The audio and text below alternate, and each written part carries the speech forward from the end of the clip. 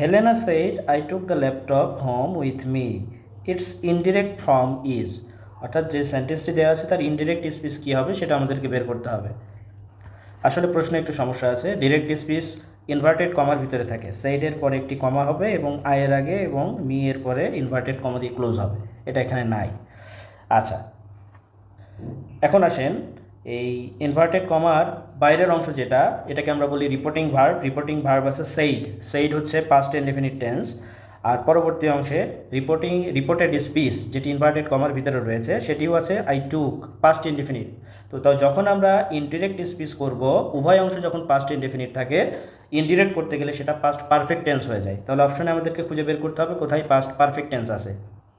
তো অপশন কতে লেখা আছে Helena said that she took, past indefinite tense আছে, হওয়া উচিত ছিল পাস্ট পারফেক্ট, ক বাদ। খ নম্বর বলছে Helena said that she had taken, এই যে she had taken past perfect tense আছে, তার মানে উত্তর আমরা খ নম্বরটা দিব। অনুরূপভাবে ক নাম্বার শি হ্যাজ টেকেন আছে, প্রেজেন্ট পারফেক্ট টেন্স, এই জন্য বাদ চলে যাবে। ঘ নাম্বার বলছে Helena told that she had the laptop taken, প্রশ্নের সেন্টেন্স স্ট্রাকচার অনুযায়ী হ্যাডের পরে ভিতরি হওয়া উচিত ছিল, সেটা নাই, এই জন্য ঘ নাম্বারটাও বাদ। পরবর্তী প্রশ্ন, an element required in a paragraph for smooth flow of ideas is called, অর্থাৎ একটা প্যারাগ্রাফের মূল বিষয়বস্তু সাবলীলভাবে উপস্থাপন করার ক্ষেত্রে কোনটি গুরুত্বপূর্ণ? অপশন ক ট্রানজিশন সেন্টেন্স, অপশন খ টপিক সেন্টেন্স, অপশন গ সাপোর্টিং সেন্টেন্স, অপশন ঘ কনক্লুডিং সেন্টেন্স। একটা প্যারাগ্রাফের ভিতরে তার আইডিয়াকে, মূল বিষয়বস্তুকে স্বাভাবিকভাবে উপস্থাপন করার জন্য ধারাবাহিকতাটা গুরুত্বপূর্ণ, যেটাকে আমরা ইংরেজিতে কোহেশন বলি। এবং অপশনে সেই বিষয়টি দেয়া আছে হচ্ছে অপশন কতে ট্রানজিশন সেন্টেন্স। পরবর্তী প্রশ্ন, the book that she recommended turned out to be very helpful, here the underline clause is, অর্থাৎ আন্ডারলাইন ক্লজটা কি ক্লজ হিসেবে বসেছে? তো আমরা জানি একটা সেন্টেন্সে নাউন অথবা প্রোনাউন এরপরে যেই অংশটা আসে সেটাকে আমরা অ্যাডজেক্টিভ ক্লজ বা অ্যাডজেক্টিভ ফ্রেজ বলি, যার অন্য নাম হচ্ছে রিলেটিভ ক্লজ বা ফ্রেজ। এখন কথা হচ্ছে আন্ডারলাইনকৃত অংশের আগে আমরা দেখতে পাচ্ছি দ্য বুক। দ্য বুক হচ্ছে নাউন, অর্থাৎ নাউনের পরবর্তী যে ক্লজটি এসেছে সেটি হচ্ছে একটি রিলেটিভ ক্লজ বা অ্যাডজেক্টিভ ক্লজ। পরবর্তী প্রশ্ন হচ্ছে the saying every cloud has its silver lining means, এটি একটি প্রবাদ বাক্য যার বাংলা অর্থ এরকম করতে পারি, মেঘ দেখে কেউ করিস নে ভয়, আড়ালে তার সূর্য হাসে।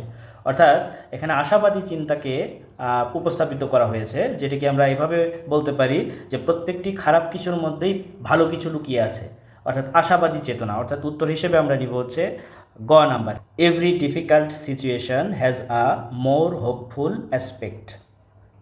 পরবর্তী প্রশ্ন, which one is a coordinating conjunction? তো কোঅর্ডিনেটিং কনজাংশন বলতে আমরা সহজে বুঝবো যেই কনজাংশনগুলো দিয়ে আমরা কম্পাউন্ড সেন্টেন্স লিখে থাকি। সহজভাবে যদি আমরা মনে রাখতে চাই সেটিকে আমরা এইভাবে মনে রাখতে পারি, ফান বয়েজ, যেটি ফর অ্যান্ড নর বাট or yet so, অর্থাৎ উত্তর হিসেবে আমরা নিব হচ্ছে ঘ নাম্বার সো।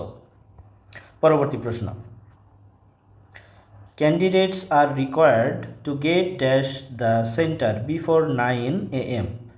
এখানে আমাদেরকে একটি প্রিপোজিশন বসাতে হবে। আসলে এটি হচ্ছে ফ্রেজাল ভার্ব থেকে আসছে। তো আমরা জানি হচ্ছে গেট টু শব্দটির অর্থ হচ্ছে পৌঁছানো বা রিচ পৌঁছানো। তাহলে এখানে বিষয়টি হচ্ছে candidates are required to get to the centre before 9 AM। এই গেট টু দিয়ে আমাদের আলাদা একটা ডেডিকেটেড ভিডিও পেজে বা চ্যানেলে রয়েছে, আপনারা সেটা চাইলে দেখতে পারেন। পরবর্তী প্রশ্ন, to have a shot means, to have a shot মানে হচ্ছে কোনো কিছু চেষ্টা করা, to make a try, option গ।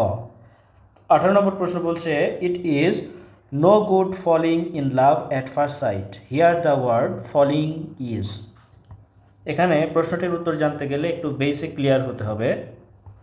ইট ইজ নো গুড শব্দটির পরে যে ভার্বটি আসে সেটি ভার্বের আইএনজি হয়। এই ভার্বের আইএনজি মানে হচ্ছে জিরান্ড হয়, অর্থাৎ এখানে উত্তর হবে হচ্ছে গ, জিরান্ড।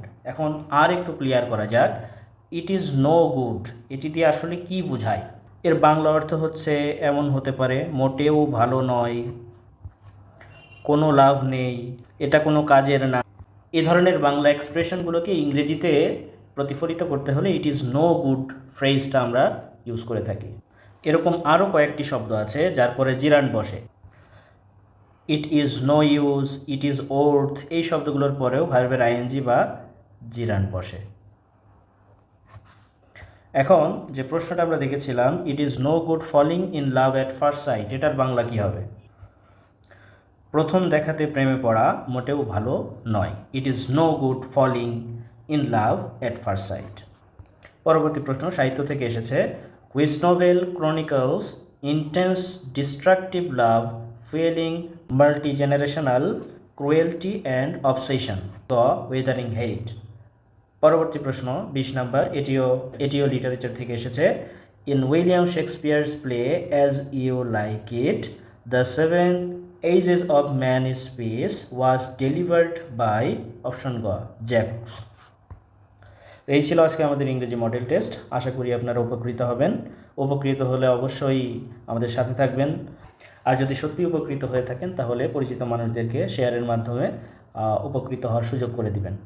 ধন্যবাদ সবাইকে।